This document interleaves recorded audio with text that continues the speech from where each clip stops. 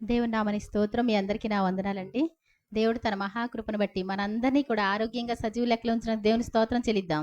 హల్లెలూయా, హల్లెలూయా. సంతోషంగా ఉంటే మరోసారి దేవుని స్తోత్రం చెప్దాం. హల్లెలూయా. ఆ, చూడండి, దేవుని వాక్యంలో మనం అంత్య దినాల్లో ఉన్నట్లు మనకి తెలుస్తుంది. ఏమండి? అంత్య దినాలంటే ఏంటి? ఏమండి? మనం పెద్దవాళ్ళం అయిపోయి చిన్నవాళ్ళకి ఇంకా ఛాన్స్ ఉంది అనేటువంటిది కాదు. ఎలా అంటే మనకి అంత్య దినాలని కాదు, కానీ లోకానికే అంత్య దినాలు. ఏమంటే లోకానికి, ఈ ప్రపంచాలకి, ఈ సృష్టికి అంత్యం అనేటువంటిది దగ్గరగా ఉందని మనకు తెలుస్తుంది. ఎలా తెలుస్తుంది అంటే దానికి కొన్ని సిగ్నల్స్ దేవుడు ఇచ్చారు. అవన్నీ కూడా జరుగుతూనే ఉన్నాయి. భయంకరమైనటువంటి దినాలు. భయంకరమైన దినాలు అంటే రాత్రి వరకు సంతోషంగా ఉండి మనం ఈ రోజు గతించిపోయాం అనేటువంటి తెలియకుండా నరకానికి వెళ్ళిపోయినటువంటి దినాలు. మనకి అంతమైపోయాం అనేటువంటి తెలియకుండా దేవుని రాజ్యంలో అడుగు పెట్టినటువంటి దినాలు. ఏమండి? మీరు వినే ఉంటారు ఈ 2 రోజులు భయంకరమైనటువంటి. ఏమండి? మరి వెనిజులాలో ఏం జరుగుతుందంట? భూకంపాలు, భయంకరమైన భూకంపం. ఆ తర్వాత అరుణాచల్లో జలప్రళయాలు. మరి కొంతమందికి మామూలుగా కూడా ఇళ్లలో మరణాలు. రఘుయ్యలు గారి అబ్బాయిలు ఇద్దరు కూడా నీళ్లలో పడి చనిపోవడం మనకు తెలుసు ఇంతకుముందు. మళ్ళీ కొత్తగా ఒక పాస్టర్ గారికి 2 కుమారులు చనిపోయారు. ఏమండి? ఒకే ఇంట్లో 2 కుమారులు చనిపోతే ఎలా ఉంటుందండి? అంటే ఒక విషయం ఏంటి అంటే లోకానికి ఎంత ఉపద్రవం ఉందో అది తెలియకుండా మనంతట మనం వంట చేసుకోవడం, తినడం, మన పనులు చేయడం ద్వారా ఏమండి మన ఇంట్లో బాధ అనేటువంటిది తెలియకుండా ఉంటుంది. కాబట్టి దేవుడు ఏం చేస్తాడంటే ఆయన కుటుంబాల్లో కూడా ఏం చేస్తారు? ఆ శోకం ఏంటో, ఆ బాధ ఏంటో అర్థమయ్యేలాగా సియోనిలో నిర్విచారంగా ఉండేవారికి శ్రమ అంటాడు. సియోన్లో నిర్విచారంగా ఉండడం అంటే ఏంటి అంటే విచారం లేకుండా దేవుని మందిరానికి వచ్చి సంతోషంగానే ఉన్నాము, మనం సంతోషంగా ఉన్నాం అని ఏ చింత లేకుండా మన కుటుంబాలు బాగున్నాయి అనేటువంటిది దాన్ని బట్టి సంతోషించడాన్ని బట్టి నిర్విచారం అంటే విచారం లేకుండా ఉండడం. లోకమంతా ఏమవుతుందో తెలియని పరిస్థితి. ఏమండి? పట్టించుకోని పరిస్థితి. ఇంతకు ముందైతే ఏమండి ఇంతకు ముందైతే ఎక్కడో వార్తలు మనకు తెలియదు. కానీ ఈ రోజున ఎక్కడో వేరే దేశాల్లో జరుగుతుంటే అప్పటికప్పుడు లైవ్ మన చేతిలోకి వస్తుంది. అంతా కూడా దేవుడు చెప్పినటువంటి సూచనలన్నీ జరిగిపోతా ఉన్నాయి. అవునా కదా? ఒకవేళ నేను ఒక చిన్న పాయింట్ అనమాట. అంటే వేరే అని కాదు. ఆ భూకంపమే మన దగ్గర జరిగి ఉంటే, మనం చనిపోయి ఉంటే దేవుని ఎదుట నిలబడగలమా? అదే జలప్రళయం మన దగ్గర వస్తే గనక మనం బ్రతకగలమా? లేదు, ఆ టైప్ కాకుండా ఇంకో టైప్లో మనం చనిపోతే దేవుని ఎదుట నిలబడగలమా? ఇది ఒక్కసారి మనం చూసుకోవాలి. ఏదో ఎవరికో చెప్తున్నారు, కుమారి చెప్పుకుంటూ వెళ్ళిపోతుంది. ఏమండి? ఏంటండి? వాక్యం చెప్పాలి కాబట్టి చక్కగా అక్కడో ఇక్కడో నుంచొని చెప్పేస్తుంది. ఏమండి? ఆరాధన అయిపోద్ది, మనం ఇంటికి వెళ్ళిపోతాం, పెందలకాడ భోజనం చేసేస్తాం. ఏమండి? ఇది కాదు. ఏమండి? ఒకవేళ రాత్రే గనక మనం చనిపోయి ఉంటే, ఒకవేళ మనకి రేపొద్దుట భూకంపం వస్తే, నేను చెప్తున్నాను, ఒకవేళ రేపొద్దున భూకంపం వస్తే, లేదు ఎటువంటి శ్రమ వచ్చినప్పుడు కూడా, ఎందుకు అంటే పరిస్థితులు బాగాలేదు, పరిస్థితులు ఏమాత్రం బాగోలా. నీ కుటుంబంలో అందరూ రక్షింపబడిన వాళ్ళు ఉన్నారా? ఏమండి? నీ గ్రామంలో అందరూ రక్షింపబడిన వాళ్ళు ఉన్నారా? ఎలా అంటే సొదొమ గొమొర్రా యొక్క పొమర నా సన్నిధికి వచ్చింది. అదెంతో ఘోరంగా దాని పాపం ఉంది. అంటే ఏంటి అంటే అక్కడ అన్యాయాలు జరుగుతున్నాయి, అక్రమాలు జరుగుతున్నాయి, తమ ఇష్టానుసారమైనటువంటి జీవితాలతో ఉంటే అక్కడ వేదన పడే వాళ్ళ యొక్క వేదన దేవుని యొక్క చెవులకు వెళుతుందంటండి. పరలోకములో దూతలు, కోటాను కోట్ల దేవదూతలు ఏం చేస్తున్నారంట? దేవుని స్తుతిస్తా, ఆరాధిస్తా, గణపరుస్తా ఉంటే పరిశుద్ధుడు, పరిశుద్ధుడు, పరిశుద్ధుడు అని రాత్రింపగళ్ళు దేవుని స్తుతిస్తా ఉంటే చెరసాల్లో ఉన్న వారి మూలుగులు వినడానికి దేవుడు తొంగి చూస్తున్నాడంటే దేవునికి ఆ స్తుతి ఆరాధనలు వినబడుతున్నాయా? లేక ఈ బాధపడే వాళ్ళ మూలుగులు ఆయన చెవుల్లోకి వెళ్ళియా? చెప్పండి మీరు. ఏమండి? మనం ఒక పెళ్లిలో ఉన్నాం అనుకోండి, ఎవరో ఫోన్ చేస్తున్నారు బాగా బాధలో ఉండి, ఎత్తగలమండి? కాసేపు నాకు ఎత్తుతా ఉంటాం. అంతా అయిపోయిన తర్వాత నీకు ఫోన్ చేస్తే వాళ్ళు చచ్చిపోయారు ఇంకేముంది అంటారు. అంతేనా? కానీ దేవుడికి అంటండి ఎలా అంట, అక్కడ దేవదూతలు ఆరాధిస్తా ఉంటే ఏడ్చేవాళ్ళ ఏడుపు ఆయన దగ్గరికి వెళ్తుంది, కన్నీరు గార్చే వాళ్ళ కన్నీరు ఆయన దగ్గరికి వెళ్తుంది, వేదన పడే వారి యొక్క వేదన ఆయన దగ్గరికి వెళ్తుంది. అంటే జ్ఞానుడి యొక్క మనసు బాధపడే వారి దగ్గరికి వెళ్ళద్దంట. దేవుడు అనంత జ్ఞాని. అర్థమవుతుందండి? ఆయనకి ఎంత బాధ ఉంటుంది, ఎంత కష్టం ఉంటుంది. ప్రతి కుటుంబంలో ఇప్పుడు వరకు సంతోషంగా ఉన్న కుటుంబంలో మరి కష్టం అనేటిది వస్తే అప్పుడు ప్రపంచం అంతా ఏమైపోతుందో, అందరూ బాగానే ఉన్నారా, నాకొక్కదానికే వచ్చినాయా, నాకొక్కదానికే ఈ శ్రమలా అనుకుంటాం మనం. ఏమండి? అంతేనా? అప్పటి వరకు బాగానే ఉంటాం. పక్కనోడు ఏమైపోయినా పర్వాలా, పక్కనోడు కుటుంబం అంతా పాడైపోయినా పర్వాలా. ఏమండి? అక్కడ 1000 మంది చనిపోయారన్నా మనకి ఏడుపు రాదు. ఓహో చనిపోయారండి, అక్కడండి అలా వచ్చిందండి, మరి కన్నీరు వస్తుందా మనకి? కానీ మన ఇంట్లో ఏంటి, చిన్న పొరపాటు ఏదైనా జరిగితే ఏం చేస్తారు? రణకేకలు కదా. కాబట్టి ఏంటంటే మనం చాలా జాగ్రత్తగా ఉండవలసినటువంటి రోజులు. మనం చనిపోతే దేవుని ఎదుట నిలబడగలిగిన ధైర్యం మనకు కావాలి. ఈరోజు చనిపోతే నా యొక్క ఈ యాత్రకి ఒక ముగింపు అంటూ వస్తుందని సంతోషించుకోవాలంటండి. దేవుని స్తోత్రం చెప్దాం. మరి సంతోషమేనా? ఏమంటే తెల్లారు లేచిన కాడ నుంచి తడుములాట, ఈ వెతుకులాట, ఈ అన్నీ కూడా చేసుకొని ఏం చేయాలండి, ఎలా చేయాలండి, ఎక్కడికి వెళ్ళాలండి, ఏం సంపాదించాలండి, ఆ పిల్లలే లేక ఈ పిల్లలే, ఇదంతా గోలంతా అయిపోయింది. ఏమండి? అవునా కదా? మన పరుగంతా ముగిసినటువంటి, ఏమండి, లాస్ట్ అండ్ ఫైనల్కి వచ్చి ఎగ్జామ్ కూడా అయిపోయింది. ఏమండి? అలాంటి పరిస్థితులు ఎలా ఉంటుందండి? ఎదురు చూస్తూ ఉంటారు రిజల్ట్ కోసం. కాబట్టి చాలా జాగ్రత్త. అక్కడక్కడ దేవుడు యేసుప్రభువు వారు చెప్పినటువంటి మాటలన్నీ గుర్తుపెట్టుకోవాలి. ఇక్కడ నేను ఒకసారి రాసుకున్నాను అనమాట అండి. జాగ్రత్తగా ఉండాలంట, తెలుసుకోవాలంట, నేర్చుకోవాలంట, మెలకువగా ఉండాలంట, పౌరుషంగా ఉండాలంట, నిలకడగా ఉండాలంట, మితముగా ఉండాలంట. ఏం చేయాలంటండి? జాగ్రత్తగా ఉండాలి. మన ప్రవర్తన విషయంలో జాగ్రత్తగా ఉండండి అని యేసుప్రభువు వారు చెప్తారు. మనం ఏం చేస్తామంటే ఎదుటి వాళ్ళు ఏం చేస్తున్నారో చూస్తూ ఉంటాం. ఎదుటి వాళ్ళ ప్రవర్తన మనం కనిపెడతాం. మన ప్రవర్తన మనకి ఎవడి తప్పులు అడిగి తెలిస్తే గుండె పగిలి చేస్తారంటారు చిన్నప్పుడు. ఏమండి? కానీ మనం ఎన్ని తప్పులు చేసామో అవి దేవుడు బయట పెట్టకుండా తీసుకొస్తే, ఒక్క తప్పు తీసుకొచ్చిన వాళ్ళే రాళ్ళేసి కొట్టి చంపేద్దామని రాళ్ళు పట్టుకొస్తే యేసుప్రభువారు ఏం చెప్పారు? మీలో పాపము లేనివాడు, పాపం చేయనివాడు ఎవడైనా ఉంటే గనక మొదటిగా ఆమె మీద రాయి వేయమంటే అందరూ వదిలి వెళ్ళిపోయారు. అదే కనుక ఇప్పుడు దేవుడు చెప్పాడు అనుకోండి, అప్పుడేమంటారండి? ఏమోలే, ఎవరి పాపం ఆడదనుకుంటారు. అంతేనా? లేకపోతే ఏం చేస్తారు? అందరూ పెద్దలుగానే నిలబడతారు. కాబట్టి ఏంటి అంటే మనం మరి జాగ్రత్తగా ఉండాలి.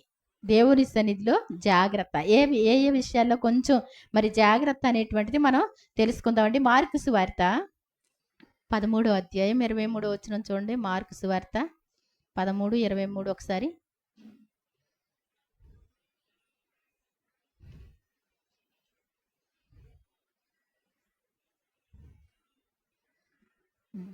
చదవండి.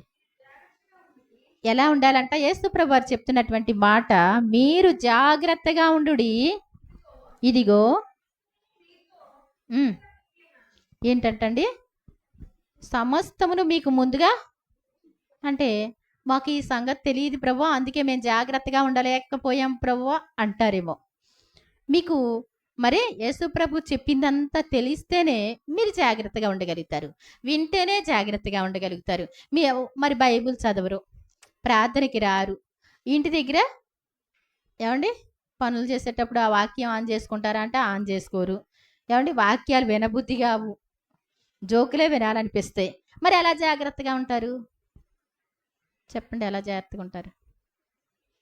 వాక్యాలు చదివేవాళ్ళైతే దేవుడు మాట్లాడతారు, వినేవాళ్ళైతే చదువువాడును వినివాడును అంటాడు. అందుకే అయ్యా మాకు చదువు రాదు కదా అని చెప్తారేమో అని చెప్పి వినేవారందరూ కూడా ధన్యులట. ఈ ప్రవచన గ్రంథమంతున్న వాక్యములు వినివారందరూ ధన్యులు అంటాడు. ధన్యులు అంటే ఏంటి? వింటే గనక సరి చేసుకోగలుగుతాం మనం. కాబట్టి ఇక్కడ ఇదిగో సమస్తమును మీకు ముందుగా చెప్తున్నాను. ఏమని చెప్తున్నాడు చూద్దాం. మరి మార్కు సువార్త 13వ అధ్యాయం 1వ వచనం నుంచి కొంచెం చదువుతానండి. ఆయన దేవాలయంలో నుండి వెళ్ళుచుండగా ఆయన శిష్యుల్లో ఒకడు, బోధకుడా, ఈ రాళ్ళు ఎలాంటివో, ఈ కట్టడములు ఎలాంటివో చూడమని ఆయనతో నేను. అందుకు యేసు, ఈ గొప్ప కట్టడములను చూచుచున్నావే, రాతి మీద రాయి ఒకటైనను ఇక్కడ నిలిచి ఉండకుండా పడద్రోయబడునని అతనితో చెప్పాను. యేసు ప్రభువారు మరి విశ్రాంతి దినం అయిపోయిందండి. ఆరాధన అయిపోయిన తర్వాత మరి కానుక కానుకలు వేసే అమ్మాయి కోసం చెప్పబడద్ది. ఆ తర్వాత వాళ్ళు బయటకు వచ్చిన తర్వాత ఒక అతను అంటాడు, అసలు యేసు ప్రభుతో బోధకుడా, ఈ కట్టడాలన్నీ కూడా ఎంత బాగున్నాయో చూసారా? ఏమండి, 46 సంవత్సరాలు కట్టారంటే ఎంత అందంగా కట్టారు. ఈ కట్టడంలో ఎలాంటివో ఈ యొక్క ఏమండి చూడండి, ఈ రాళ్ళు ఎలాంటివో ఎంత అందంగా ఉన్నాయో చూసారా మీరు అని ఆయనతో అంటే, యేసు ప్రభువారు అందుకు యేసు, ఈ గొప్ప కట్టడములు చూచుచున్నావే, రాతి మీద రాయి ఒకటైనను ఇక్కడ నిలిచి ఉండకుండా పడద్రోయబడునని అతనితో చెప్పెను. ఆయన దేవాలయం ఎదుట ఒలీవల కొండ మీద కూర్చుండగా పేతురు, యాకోబు, యోహాను, అంద్రెయ అని వారు ఆయనను చూచి, ఇవి ఎప్పుడు జరుగును? ఇవన్నీ నెరవేరబోవు కాలమునకు ఏ గురుతు కలుగును? అది మాతో చెప్పుమని ఆయనను ఏకాంతముగా అడుగగా. ఏమండి చూడండి, ఒక అతను అడుగుతున్నాడు, ఈ రాళ్ళు ఎలాంటివో, ఈ కట్టడాలు ఎలాంటివో, ఎంత గొప్ప కట్టడాలో అని చెప్తే, యేసు ప్రభువారు ఇవి రాతి మీద రాయి ఉండకుండా పడద్రోయబడేటువంటి దినాలు వస్తాయి అని చెప్పి వెళ్ళిపోయిన తర్వాత, ఆహా ఎందుకని అనేటువంటిది ఆ మనిషి ప్రశ్నించినట్టు ఉందండి అక్కడ? లేదు. ఏకాంతంగా వెళ్ళిన తర్వాత ఆయన శిష్యులు వచ్చిన తర్వాత వాళ్ళు అడుగుతున్నారు, మరి మీరు చెప్తున్నారే ఈ రాళ్ళు, ఈ కట్టడాలు ఇవన్నీ ఏమండి ఇవన్నీ నాశనం అయిపోతాయి అని చెప్తున్నారు, దానికి ఏమైనా గుర్తులు ఉంటాయా? ఏమండి అంటే అసలు ఏ టైప్లో ఉంటే అలా జరుగుతాయి అనేటువంటిది అడుగుతున్నారు. యేసు వారితో ఇట్లు చెప్పసాగిను, ఎవడను మిమ్మల్ని మోసపుచ్చకుండా చూచుకునుడి. ఏం చేయాలంటండి? మోసపుచ్చకుండా.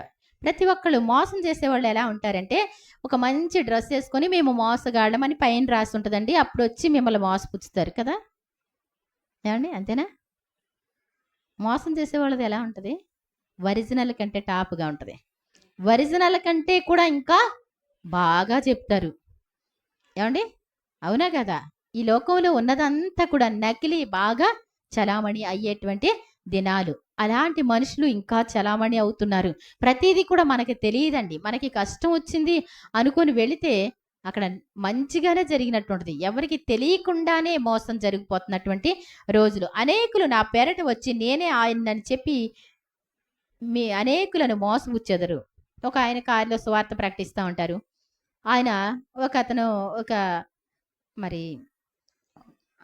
కాషాయ వస్త్రాలు వేసుకున్నటువంటి వ్యక్తి అతనితో, అమ్మా దేవుడు యేసు ప్రభు వారు ఆయన నమ్ముకోకపోతే రక్షణ లేదు, యేసుక్రీస్తే నిజమైన దేవుడు అంటే, అతను అంటున్నాడు నేనే క్రీస్తుని అన్నాడు. నేనే క్రీస్తుని ఏంటంటండి అంటే వాళ్ళకి ఏదో ఆత్మ పోనొద్ది, కాస్తంత కొన్ని అద్భుతాలు జరుగుతాయి, కొంచెం జ్ఞానం అనిపిస్తుంది, కొంచెం కూర్చొని ఆలోచిస్తారు కదా, కొంచెం మైండ్లో అంతా కాస్తంత ప్రశాంతంగా ఉండడాన్ని బట్టి అంత బోధ వచ్చేసరికి ఏమనిపిస్తుందంట, నేనే యేసు ప్రభుని అయితే బాగుంటుంది కదా. ఏమండి అంటే దేవునికి విరోధంగా అనేకులు లేస్తారు అని యేసు ప్రభు వారు చెప్పారు. అలాంటి వాళ్ళు కూడా లేచిపోయారు. దేవుడిని అని చెప్పడానికి అసలు ఎవరిని పోలుస్తారండి ఆయనతో? దేవునికి సాటిగా ఎవరిని పోలుస్తారు అసలు? ఆయన మాట మాట్లాడితే అద్భుతాలు, ఏమండి శ్వాస తీస్తే అద్భుతాలు, ఆయన వస్తే అద్భుతాలు, ఆయన ఎక్కడున్నా అద్భుతాలే. ఆయన లాంటి దేవుడు ఎవరు కూడా లేరు. ఆకాశ వైశాల్యాలన్నీ కూడా ఒక చాపలా చుట్టేసి అవతల పడేయగలడు. భూమిలో ఉన్న మట్టి అంతా తీసి ఇలా చేతిలో పెట్టి ఇలా కొలపాత్రలో వేస్తాడు ఆయన. ఏమండి సముద్రాల నీరు ఎంత అని కొలిచినవాడు ఆయన. ఆకాశాన్ని జానతో కొలిచినవాడు. అదొక లెక్క కాదండి ఆకాశం ఆయనకి. ఆకాశం జస్ట్ ఒక కుర్చీ లాంటిది. ఇలా గెరటేస్తే కుర్చీ ఏమవుద్ది? అవతలకి వెళుతుంది. గుర్తుపెట్టుకోండి, దేవునికి ఎవరిని కూడా సాటి చేయకూడదని దేవుని వాక్యాలు సెలవిస్తాయి. నా పేరట అనేకులు వచ్చి నేనే ఆయనని చెప్తారు అంటే వీళ్ళు ఎలా అవుతారండి? ఆయన ఎలా అవుతాడు వీళ్ళుగా? కాబట్టి గుర్తుపెట్టుకోవాలి, మీరు యుద్ధములను గూర్చి యుద్ధ సమాచారములను గూర్చి వినినప్పుడు కలవరపడకుడి, ఇవి జరగవలసి ఉన్నవి గాని అంతము వెంటనే రాదు. మొదటి సిగ్నల్ ఏంటంటండి? యుద్ధములు. మనం మేము యుద్ధాల కోసం విన్నామండి, 6 యుద్ధాలు అని చెప్పండి. ఏమండి విన్నారా? విన్నవాళ్ళు చేతులు పెట్టండి. ఏమండి? యుద్ధం ఎప్పటి నుంచో జరుగుతుంది, ఆరట్లేదంట.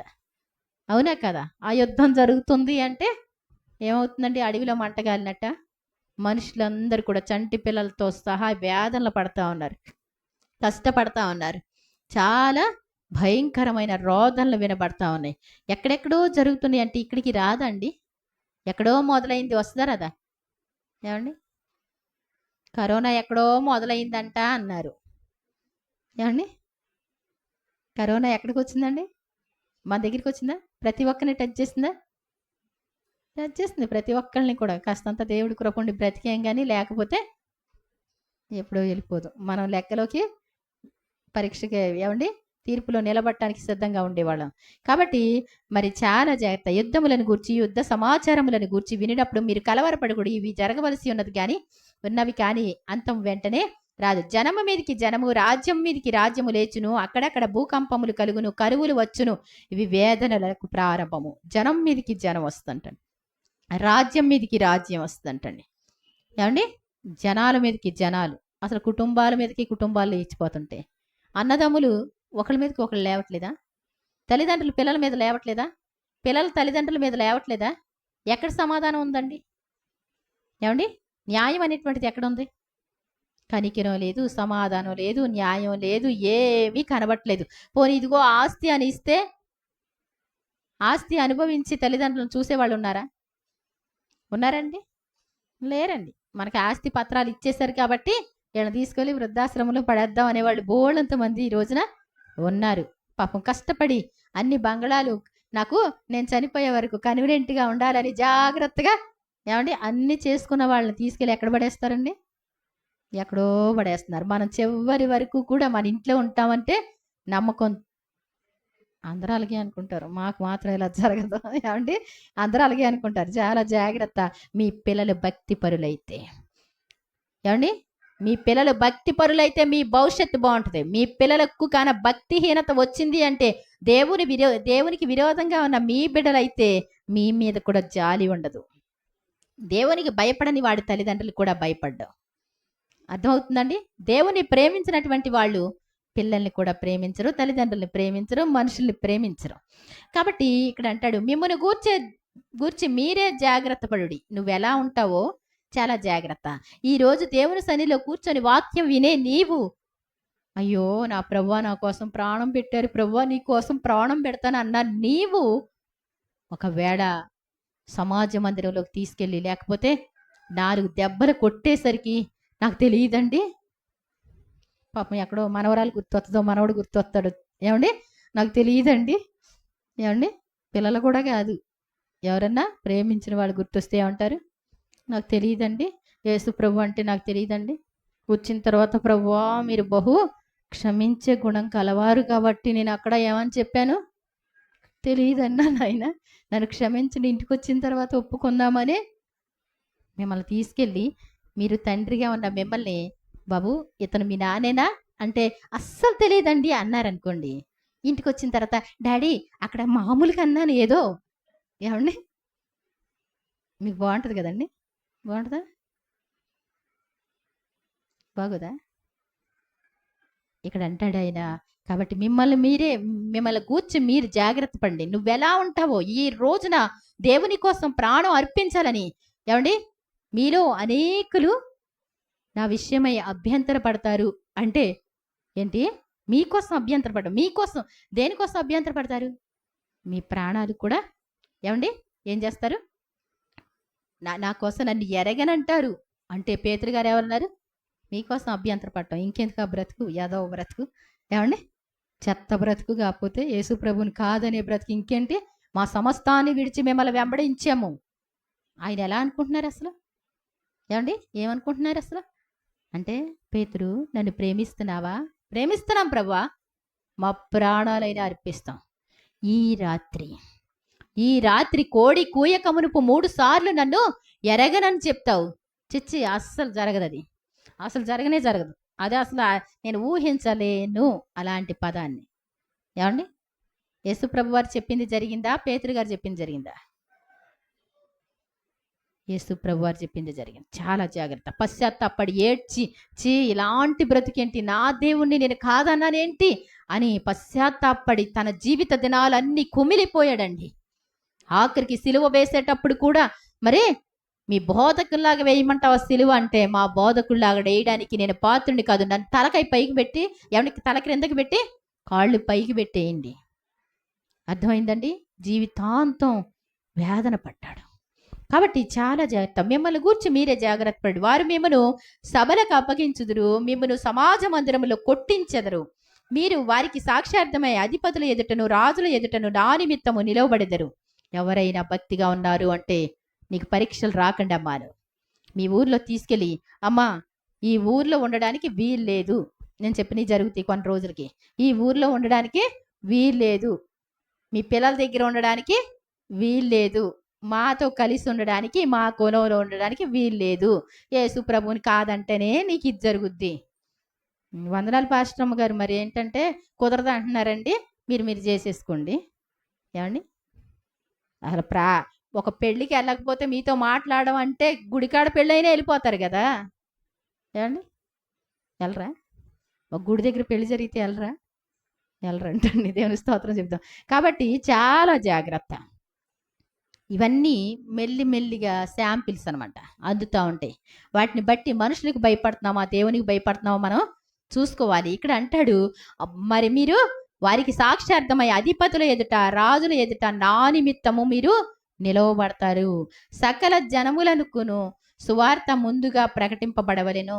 వారు మిమ్మను అప్పగించుటకు కొనిపోయినప్పుడు మీరు ఏమి చెప్పుదమా అని ముందుగా చింతించకుడి. ఆ ఘడియలోనే మీకేది ఇవ్వబడునో అదే చెప్పుడి. చెప్పువాడు పరిశుద్ధాత్మే గాని మీరు కారు. దేవుని స్తోత్రం చెప్దాం. ఒకవేళ నీవు నిలబడగలిగినటువంటి పరిస్థితిలో ఉంటే దేవుడు నిన్ను ఆవరించి ఉంటారు.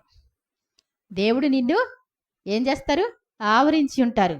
నీకు దెబ్బ కొడితే అర్థమవుతుందండి, ఆ దెబ్బ నీకు తగలదు. దేవుని స్తోత్రం చెప్దాం. నీ శరీరం మీద కొడతారు కానీ ఆయన అడ్డుకుంటాడు. ఒక తల్లి తన పిల్లలకి దెబ్బ తగలకుండా ఎలా అయితే అడ్డుకుంటుందో తండ్రి నిన్ను అడ్డుకుంటాడు. నువ్వేం బాధపడని అవసరం లేదు.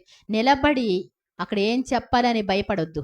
కొట్టే వాళ్ళని చూసి వాళ్ళు గట్టిగా కొడుతున్నారు, వీళ్ళు ప్రాణాలు అర్పిస్తున్నారని భయపడొద్దు. నీవు మాత్రం ఏమండి, నీ పిల్ల నడవడానికైనా అగ్నిలో వేయబట్టడానికైనా ఏం చేయాలి? సిద్ధంగా ఉండాలా వద్దా? నెబుకద్నెజరు రాజు కంటండి అత్యాగ్రహం వచ్చినందున, మరి రాజు యొక్క కోపం తీవ్రమైనందున అగ్నిగుణం 7 అంతలుగా మారిందంటండి. 7 అంతల అగ్నికి విసిరిన వారి సుర్రుమని మాడిపోతే, ఏమండి, విసిరివేయబడిన వారి యొక్క కట్లన్నీ విడిపోయి బంధకాలన్నీ తెగిపోయి దేవదూతల్లా సంచరిస్తా ఉన్నారంట. దేవుని స్తోత్రం చెప్దాం. అగ్నివాసన అంటకుండా కాపాడే దేవుడు మనకున్నాడని ముందుగా నీ యొక్క మనసును ప్రిపేర్ చేయగలిగితే గనక మనం నిలబడగలుగుతాం. అంతేగాని మామూలుగా ఉన్నట్టుండి చిన్న శోధనకు కూడా, ఏమండి, హిందూ పెళ్ళి అయితేనే కానీ కుదరదు అంటండి, పిల్లనెవరు అంటండి, అన్నీ కుదిరిపోయినాయండి, ఒక్కటేనండి. అప్పుడు ఏం చేస్తారండి? పాస్టర్ గారు కూడా, దేవా క్షమించండి ఆయన, మరి ఏం చేస్తాం, సంఘ బిడ్డలు అందరూ కోల్పోతారు ప్రభువా. ఏమండి, హిందూ పెళ్లి చేసుకొని ఏంటండి విన్నది ఏంటండి? అవతలకు ముందు గెంటి పడేయాలి అలాంటి వాళ్ళని. ఏమండి, ఏంటి దేవుని కోసం విన్నది ఏంటి? గుళ్ళోకి వెళ్ళి దండం పెట్టి ప్రాణాలు పోతే నీ పేక మీద కత్తి పెడితే నువ్వు నిలబడగలగాలి. అంతేగాని నీ జీవితంలో దేనికోసమో దేవుణ్ణి ప్రక్కన పెట్టి దండం పెట్టుకుని వచ్చిన తర్వాత నీకు ప్రార్థన చేసుకుంటే దానివల్ల ప్రయోజనం అండి? ఏమండి, ప్రయోజనం అండి? ఒక్కసారి చాలు నీకు వచ్చినటువంటి ఆ పరీక్షలో నువ్వు కోల్పోవడానికి. చాలా జాగ్రత్త. నీ ఆత్మీయతను కాపాడుకో. రేపొద్దుట ఈ జీవితకాలం మాత్రమే బ్రతుకు కాదు, చనిపోయిన తర్వాత అసలైన బ్రతుకు ఉంది, దానికోసం నిలబడగలగాలి. ఎప్పుడో ఎక్కడో వచ్చింది, ఇంకో చోట వచ్చింది, ఆ జలప్రళయమే రావక్కర్లా.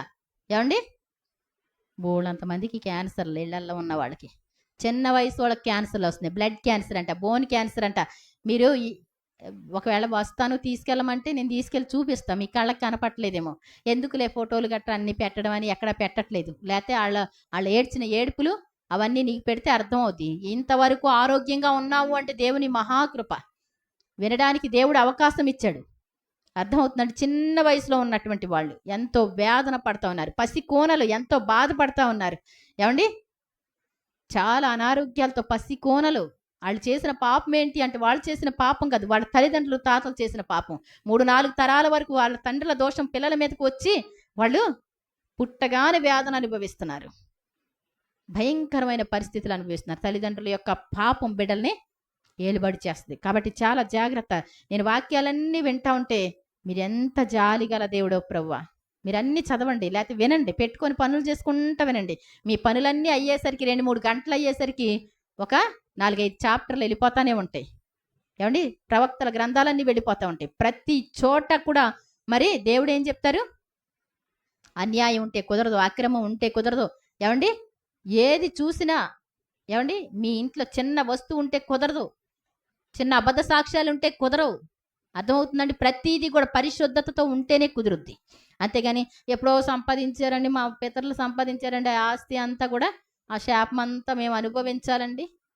ఏమండి, నయమాన్ని తీసుకొచ్చినటువంటి వెండి బంగారాలతో ఎన్ని తరాలకు వచ్చిందంటండి? తరతరాలకు కుష్టు వస్తుంది అన్నారు. ఆ కుష్ఠరోగం పోవాలంటే ఏం చేయాలి? ఏం చేయాలండి? దేవుని సన్నిధికి వచ్చి ప్రార్థన చేసుకొని వాళ్ళ ఆస్తి పాస్తులన్నీ వదిలిపెట్టేసి దేవుని కోసం నిలబడితే అప్పటి నుంచి అయినా సరే దేవుడు క్షమిస్తాడు. కాబట్టి ఇక్కడ చూడండి, నా నిమిత్తము అందరి చేత మీరు ద్వేషింపబడతారు, అంతము వరకు సహించిన వాడే రక్షణ పొందును. అందరి చేత అంటే ఏంటి అంటే, తల్లిదండ్రులతో సహా, పిల్లలతో సహా అందరూ కూడా మిమ్మల్ని ఏం చేస్తారు? ద్వేషిస్తారు. ఏం పర్వాలా, దేవుడు ఒక్కడు ఉంటే నీకున్న నీ గుండె యొక్క ఆదరణ, ఏమండి, నీకున్న ధైర్యం ఎవరికి రాదు. దేవుడు లేని వాళ్ళకి వారికి ఉన్న శోకం ఇంత అంత కాదు. ఏమండి, మనుషుల నీడ, మనుషుల ఆదరణ, మనుషుల యొక్క సహాయం ఎంతవరకు ఉంటుందండి? ఏమండి, ఎంతో ఉండదండి. తీసేస్తాడు దేవుడు. తీసేస్తే ఏమండి, అది ఎంత భయంకరంగా ఉంటుందో. కాబట్టి మరియు నాశనకరమైన హేయ వస్తువు నిలవరాని స్థలమందు నిలుచుట మీరు చూచినప్పుడు చదువువాడు గ్రహించును గాక, యోదయాలో ఉండి వారి కొండలకు పారిపోవలెను. నాశనకరమైనటువంటి హేయ వస్తువు ఏమండి ఎక్కడంటండి? నిలువరాని స్థలమందు నిలుచుట మీరు చూచిన ఎడల. ఏంటంటే చదువువాడు గ్రహించాలి అంటే అర్థం ఏంటి అంటే, దేవునికి ప్రతిగా దేవుడు కాని వాళ్ళు ఆరాధింపబడడానికి ఆ స్థలములో, పరిశుద్ధ స్థలములో ప్రవేశించినప్పుడు అర్థమవుతుందండి, దేవుణ్ణే ఆరాధించాలి మనం. దేవునికి కాకుండా బలులు అర్పించడం, దేవునికి కాకుండా నైవేద్యాలు చేయడం. ఒక ఇంట్లో ఏమండి, ఒక ఇంట్లో ఎప్పుడు ప్రార్థన చేస్తూ ఉండేవారు. అనుకోకుండా విగ్రహారాధన కొడుకు ద్వారా ఆరంభమైంది. ఎవరి బాధ ఆడదండి, ఎవరి దేవుడు ఆళ్ళోళ్ళండి. ఏంటంటండి, ఈవిడ గారు ఏం చేస్తారంటండి, వీళ్ళు ఏం చేస్తారండి, కొడుకు అన్నీ అందిస్తారండి పాపం. ఏమండి, మీరు బైబిల్ చదివితే ఏమండి, దుష్కార్యం చేసిన వాళ్ళని ఏం చేయాలో, తప్పు చేసిన వాళ్ళని ఏం చేయాలో, ఏమండి, మీరు బయటికి పోవడమా వాళ్ళు బయటికి పోవడమా ఉంటుంది లెక్క. అర్థమవుతుందండి? బైబిల్ చదివితే అర్థమవుద్ది. అంతేగాని అన్నీ అందించేసి మా అబ్బాయి అండి 40 రోజులు మాలేసుకున్నాడు కాబట్టి నేనండి ప్రార్థనకి రాకూడదండి. ఈవిడ అపవిత్రురాలండి, వాళ్ళు పవిత్రులండి. ఏమండి, చాలా జాగ్రత్త. అసలు వాక్యాలంటూ తెలియని పరిస్థితులు, ధర్మశాస్త్రం తెలీదు, నీతి ఏంటో తెలీదు, నియమం ఏంటో తెలీదు. ఏమండి, ఒక ఆవిడ అన్నారు, ఒక పాస్టమ్మ గారు మనం ఐఎఫ్జె మీటింగ్లో, మీకు ఎంతమంది వస్తారా అంటే, ఏదో ఉండటానికి 30-40 మంది ఉంటారు కానీ కొంతమంది మిస్ అవుతూ ఉంటారు. ఎందుకు మిస్ అవుతారండి అంటే, అది రాకుండా సమయంలో. అలాంటివి పాటిస్తారండి మీరు? అలా పాత నిబంధనని అనుసరిస్తారా మీరు? ఏంటంటే పాత నిబంధనకి క్రొత్త నిబంధనకి తేడా కూడా తెలియనటువంటి వాడు. అర్థమవుతుందండి? క్రొత్త నిబంధన అంటే ఏంటో, పాత నిబంధన అంటే ఏంటో కూడా తెలుసుకోండి. ధర్మశాస్త్రం అంటే ఏంటో, దేవుని నీతి అంటే ఏంటో కూడా తెలుసుకోవాలి. ధర్మశాస్త్రం అంటే వ్యభిచారం చేయడం చేసేయచ్చండి, మరి వ్యభిచారం దొంగతనం చేసేయచ్చా, సినిమాలు చూడొచ్చా, ఏమండి అన్యాయం చేయొచ్చా? మరి ఇవన్నీ కూడా పాత నిబంధన కదా. ఏమండి, పాత నిబంధనలు అన్నీ ఎత్తి రాశాడు. పరిశుద్ధంగా ఉండండి అంటే మీరు పరిశుద్ధతకి కొటేషన్ కొట్టుకుంటే, మీరు పాత నిబంధనలోకి వెళ్ళి చూస్తే దేనిలో తినే దాంట్లోనా, జీవించే దాంట్లోనా ఎలా ఉండాలి అనేటువంటిదే. మాకేముండదండి అలాంటి, మాకు ఆదివారం కదండి, మా సంఘం అండి ఆ డినామినేషన్ కాదండి. అందుకోసం మేమేంటి ఇవన్నీ తినొచ్చండి, ఇలా చెయ్యొచ్చండి. అర్థమవుతుందండి? ఇవన్నీ కాదు, ఇవన్నీ అక్కడ నిలబడవండి. మీ సంఘం, మీ కట్టుబాట్లు, మీ కుటుంబ పద్ధతులు, మీ కుల పద్ధతులు ఇవన్నీ నిలబడవు అక్కడ. దేవుడు ఏది చెప్తే అది నిలబడద్ది. దేవుని స్తోత్రం చెప్దాం. అన్యాయాలు అక్రమాలు చేసుకుంటా ఏమండి బందుకట్టు అనేటువంటిది, కులం అనేటువంటిది దేవుడు అవి కూడా చూపించాడు. ఏమండి దేవునికి వ్యతిరేకమైనది ఏది కూడా నిలబడదు. కాబట్టి ఇక్కడ అంటాడు, మరియు నాశనకరమైన హేయ వస్తువు నిలువరాని స్థలం అది నిలుచుట మీరు చూసినప్పుడు చదువువాడు గ్రహించునుగాక. యోదయాలో ఉండువారు కొండలకు పారిపోవాలను. కొండలకు ఎందుకు పారిపోవాలి? ప్రశాంతంగా అక్కడ పోయి దేవుణ్ణి ఆరాధించుకోవాలి. ఊర్లో ఉంటే కుదరదు. ఏమండి మా ఊర్లో అంత విగ్రహారాధన వచ్చింది అనుకోండి, ఏమండి దేవుడు అంటాడు, ఇర్మియా గ్రంథం 5వ అధ్యాయంలో అంటాడు, యెరూషలేము వీధుల్లో పరుగులెత్తుతూ చూడండి, అక్కడ నీతి న్యాయాలను అనుసరించే ఒక్కడు మీకు కనబడితే దాన్ని నేను క్షమిస్తాను. ఒకవేళ మనం ఒక్కళ్ళం కనపడలేదనుకోండి, మొత్తం ఊరంతా తగలబడిపోద్ది, నాశనం అయిపోద్ది. దేవుని ఉగ్రత వస్తే ఒక్కళ్ళం కనపడ్డాం అనుకోండి, ఒక్కళ్ళని ఏం చేస్తాడు అని ఆలోచించా నేను. ఊరంతా రక్షించడం కాదు, మనకున్న ఆస్తి అంతా వదిలిపెట్టి మనం బయటకు పోవాలి. లోతు ఏం చేశాడండి? అగ్నిగంధకాలు కురుస్తూనే నువ్వు త్వరగా బయటికి రావాలి అంటే పాపం పెచ్చు పెరిగిపోయినటువంటి ఆ యొక్క ప్రజల మధ్యలో నీ ఉంటే గనక నీ ఆస్తి ఎప్పటికైనా నాశనం అయిపోద్ది కదా. నేను చెప్పేది అర్థం అవుతుందండి? పాపం చేసే ప్రజలు, దేవునికి వ్యతిరేకమైన ప్రజలు ఎక్కడున్నారో అక్కడ నీ ఆస్తి పాస్తులు ఉండకూడదు. ఎవరైతే భక్తిగా ఉన్నారో వాళ్ళ మధ్యకి నువ్వు వెళ్ళిపోతే కొంత కాబట్టి కొంత రక్షణ ఉంటుంది. లేదు అంటే నీ ప్రాణాన్ని మాత్రమే నువ్వు దక్కించుకుంటావు అంటాడు. అది కూడా ఏంటంటండి, ఏమండి అది కూడా గ్రేటే. ఇంకా నువ్వు చాలా పరుగులు తీసి పారిపోవాలి, ఓన్లీ నీ ప్రాణం మాత్రమే. అలాంటప్పుడు ఇంకెందుకండి కష్టపడిందంత వేస్టా కదా. కాబట్టి చాలా జాగ్రత్త. మిద్దె మీద ఉండివాడు ఇంటిలోకి ఏదైనా నువ్వు తీసుకొని పోవుటకై దిగి అందులో ప్రవేశింపకూడదు. మిద్దె మీద ఉన్నటువంటి వాళ్ళు కిందకి దిగి రావడానికి కూడా ఎవరి ఇంట్లో వాళ్ళే, ఎవరి తోటలో వాళ్ళే. మా ఊరు ఇంకొకళ్ళు రావద్దని చెప్పి చెట్లన్నీ నరికేసి అడ్డేసేసారు. ఏమండి వేరే ఊరు వాళ్ళు అంటండి అటు వెళ్ళకూడదు అంటండి. మరి తోటల నుంచి వెళ్తాం అన్నట్టు అనుకున్నాం. మీరు కూడా ఇటు నుంచి వస్తున్నారా? ఏమంటే మీరు కూడా ఇటు నుంచి వస్తున్నారా? అందరికి ఇదే దారి అయిపోయింది అని మళ్ళీ కంచెలు నరికేయడు, మళ్ళీ వేసేయడు. అసలు చికాకు చేసేసారు చాలా. అంటే అలా పరిస్థితులు అలా వస్తాయి. పొలములో ఉండి వాడు తన వస్త్రము తీసుకొనుటకు ఇంటిలోకి దిగి రాకూడదు. అయ్యో ఆ దినములలో గర్భిణీలకు పాలిచ్చి వారికి శ్రమ, అది చలికాలం అందే సంభవింపకుండా వల్లని ప్రార్థించుడి. అవి శ్రమగల దినములు. దేవుడు సృజించిన సృష్టి ఆది నుండి ఇది వరకు అంత శ్రమ కలుగలేదు, ఇక ఎన్నడూ కలగబోదు. ప్రభువు ఆ దినములను తక్కువ చేయని ఎడ్ల ఏ శరీరియు తప్పించుకొనకపోవును. ఏర్పరచబడిన వారి నిమిత్తము అనగా తాను ఏర్పరచుకుని వారి నిమిత్తము ఆయన ఆ దినములను తక్కువ చేయను. ఏంటంటండి? గర్భిణీలకి పాలిస్తే వారికి శ్రమ అంటండి. చాలా కష్టమైన దినాలు మన కళ్ళ ముందున్నాయి. ఇప్పుడు వరకు కూడా ఎంత సమృద్ధిగా బ్రతుకుతున్నామో, ఎంత సంతోషంగా బ్రతుకుతున్నామో, ఆడింది ఆట పాడింది పాట, దేవుని ఆజ్ఞలు గైకొనకపోయినా, మందిరానికి వచ్చినా రాకపోయినా, తమ ఇష్టానుసారమైన జీవితాలు జీవించినప్పటికీ కూడా దేవుని యొక్క మహా కనికరాన్ని బట్టి దేవుడు ఏమండి ఈ యొక్క దేశానికి ఆధారాలు ఏంటంటండి? భక్తులేనంట, పిల్లర్స్ లాంటి వాళ్ళు అంటండి. ఆ భక్తులు తగ్గిపోతున్న పరిస్థితి, ఏమండి పాపం పెచ్చైపోయినటువంటి పరిస్థితి, ఉగ్రత అన్ని ఊర్లకి వచ్చేస్తాయి. అక్కడక్కడ ఎంతో అందమైనవి, ఏమండి 100 అంతస్తులు ఎలా పడిపోయినాయి? 100 అంతస్తులు పడిపోతే వాటిని చూస్తే సరదాగా మనం ఇలా పేకలతో కానీ అట్ట ముక్కలతో కట్టినటువంటి పడిపోతే ఎలా ఉంటుందో అలా ఉన్నాయి. ఏమండి అందమైనటువంటి వాళ్ళకి ఒక పని చేసుకు ఓడవడానికి మనుషులు అక్కర్లేదు. ఏమండి అన్ని మిషన్లే, అంట్లు తోవడానికి మిషనే, ప్రతిదానికి మిషనే. అందమైన తోటలో పరలోక రాజ్యం లాగా ఇంట్లోంచి బయటకు వస్తే అందంగా ఉండేలాగా అలంకరించుకున్నారు. ఎంతకాలం బ్రతుకుదామని? మహా ఒక 20-30 సంవత్సరాలు ఉన్నప్పటికీ కూడా కన్వీనియంట్గా చేసుకుందాం అని చెప్పి, అవునా కదా? కానీ వాళ్ళ అంతం వాళ్ళకి తెలిసిందా అంటే వాళ్ళకి తెలియలేదు. కొంతమంది తెలియకుండానే కేకలతోనే మరణంలోకి వెళ్ళిపోయారు. ఏమండి ఫ్లైట్ ఎక్కినటువంటి వాళ్ళు ఏమండి సంతోషంగా అందరికీ బాయ్ చెప్పి ఎక్కితే ఆ ఫ్లైట్ మీదే సాతాను యొక్క దృష్టి పడింది కదా. కాబట్టి చాలా జాగ్రత్త. ఒక్కడు నీతిమంతుడుంటే కాపాడబడతారు. నీ నీతిని మిమ్మల్ని గురించి మీరు జాగ్రత్త పడండి.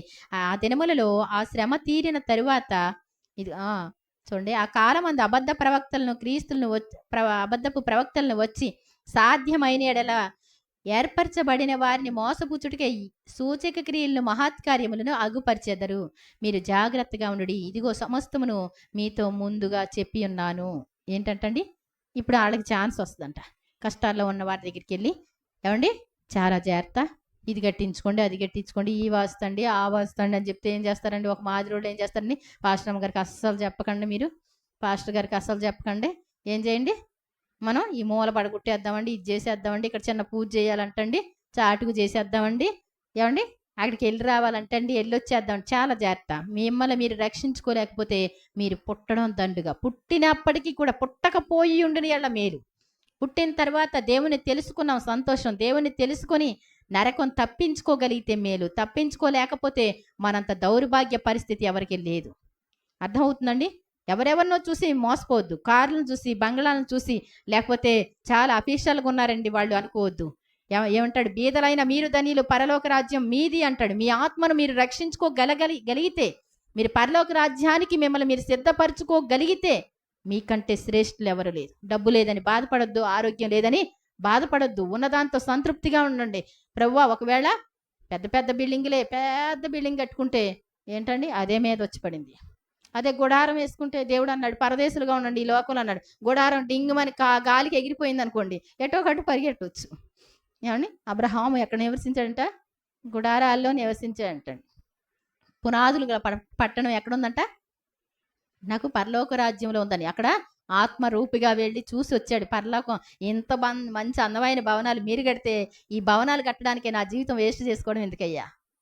ఏమండి, తన మనసు ఎప్పుడు కూడా దేవుని మీద ఆధారపడతా ఉంది. పనివారితో ఏదో పనులు చేయించుకునేవాడు, కానీ ఎప్పుడు కూడా తన్ని పరీక్షించినప్పుడు నాకే ఎందుకు ఈ పరీక్ష అంటారు.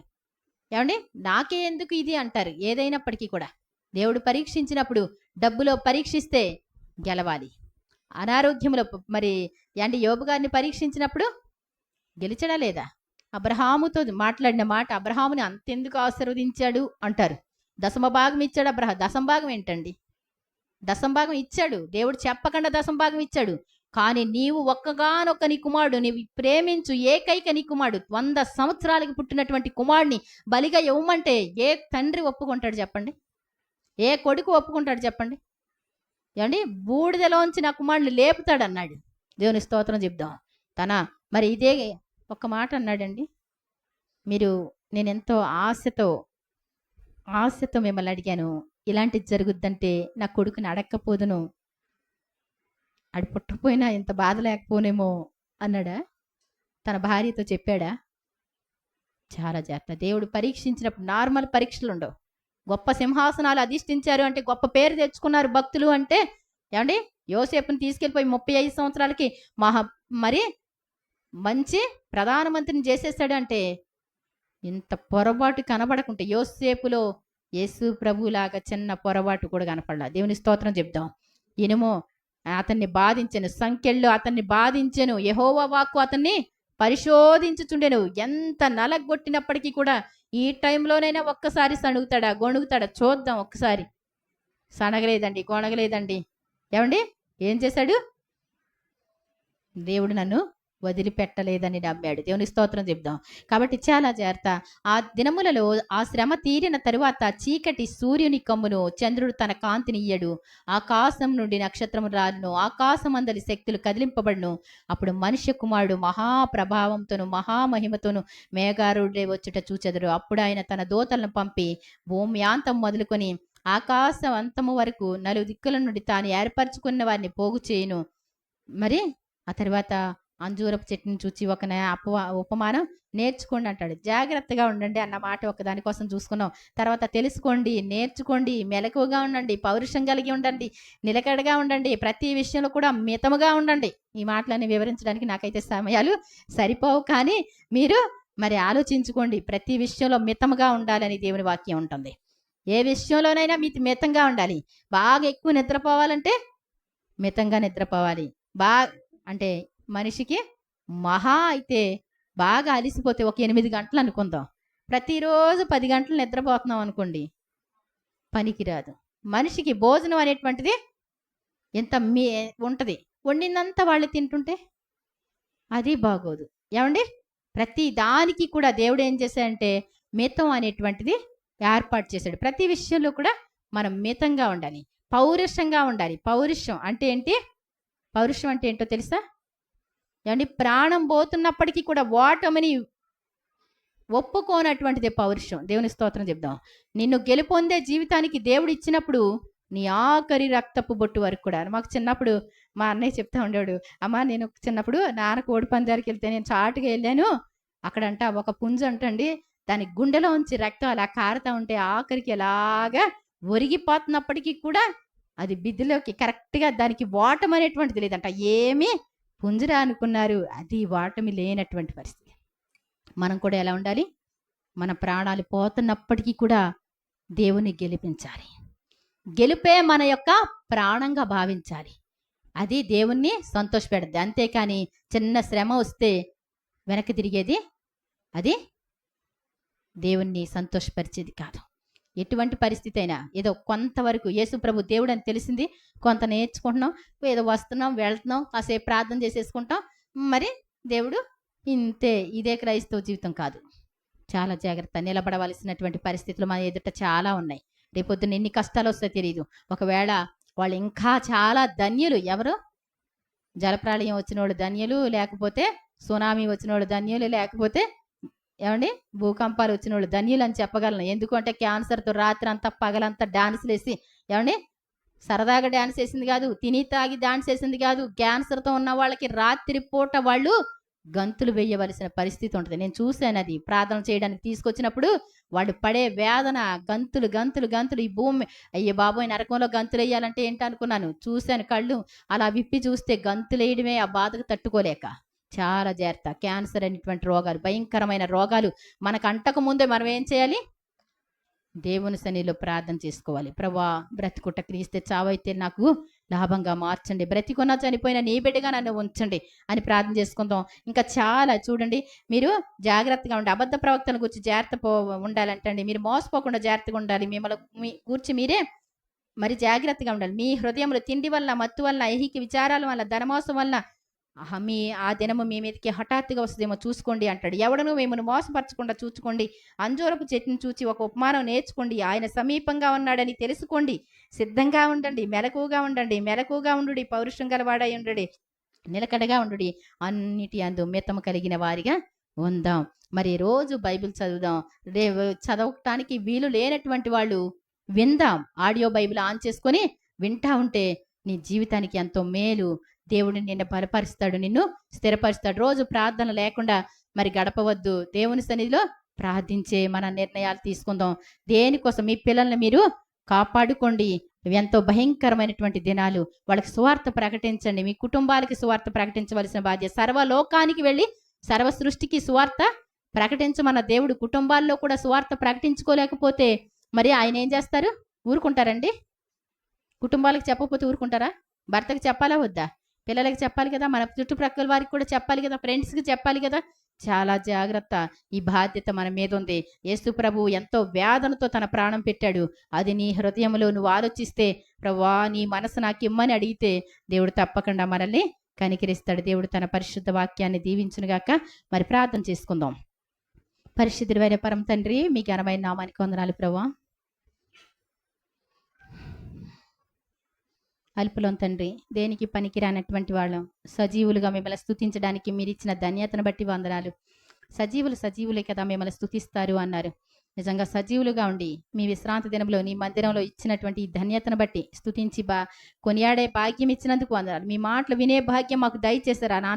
ఆనాడు శిష్యులతో చెప్పినటువంటి మాటలు ఈ రోజున మాతో మాట్లాడినందుకు మీకు వందనాలు. ఇదిగో సమస్తమును మీకు తెలియజేస్తున్నా, ముందుగానే చెప్పి ఉన్నాను అని మీరు సెలవిచ్చారు. మేము ఎక్కడికి వెళ్ళినా, ఎక్కడున్నా, ఏ చెరసాల్లో ఉన్నా, ఏ అధిపతులు ఎదుట నిలబడినప్పటికీ కూడా ప్రభువా నాయన ఆ ఘడిలోనే పరిశుద్ధాత్ముడే మాట్లాడతారని ధైర్యం ఇచ్చిన దేవా మీకు స్తోత్రాలు. నాయన మమ్మల్ని కాపాడుకునేవారు మీరున్నారు. మేము నిలబడగలిగిన కృప మాకు దయచండి. పరిశుద్ధాత్మతో మమ్మల్ని నింపి వాడుకుంటారని నమ్ముచు నాయన మరి ఆ తీర్పు దినంలో మీ మహిమగల సింహాసనం మీద మీరు ఆశీలుగా ఉన్నప్పుడు ప్రభువా కుడివైపున నిలబడి నా తండ్రి చేత ఆశీర్వదింపబడిన వారిలారా అని అనిపించుకునేటువంటి ధన్యతను మా జీవితంలో ఎప్పుడు కోల్పోకుండా మీరే కాపాడమని ఆ రోజు కోసం ఎదురు చూస్తూ మా ప్రాణాల సహితం లెక్క పెట్టకుండా జాగ్రత్త కలిగి జీవించడం మాకు నేర్పించమని, సమయం ఉండగానే మాకు కళ్ళు మంచిగా ఉన్నప్పుడే, మా ఆరోగ్యాలు మంచిగా ఉన్నప్పుడే వాక్యాలన్నీ చదవగలిగిన కృప దయచేయమని ప్రార్థిస్తూ, జ్ఞానంతో నింపమని ప్రార్థిస్తూ, అలాగే విన్న వాక్యం నాలో మాలో ఫలింప చేయమని ప్రార్థిస్తూ, బిడ్డలందరినీ మీ హస్తాలకు అప్పచెప్తున్నాం. మేమైతే నడిపించలేం, మీరే నడిపించుకొని మీ ఎదుట నిలబెట్టుకొనమని, నీ రాజ్యాన్ని స్వతంత్రించుకొని వాళ్ళు మాత్రమే కాదు, వారి ద్వారా కోట్ల ఆత్మలు రావాలి ప్రభు, అనేకులకు సువార్త ప్రకటించాలి. అలాంటి సాధనాలుగా బిడ్డలందరూ మారుదురుగా కానీ ప్రార్థిస్తూ మమ్మల్ని అందరినీ మీ ఆత్మతో నింపమని యేసు ప్రభు వారి దివ్యనామమున అడిగి వేడుకుంటున్నాను తండ్రి. ఆమేన్. అందరికీ వందనాలు.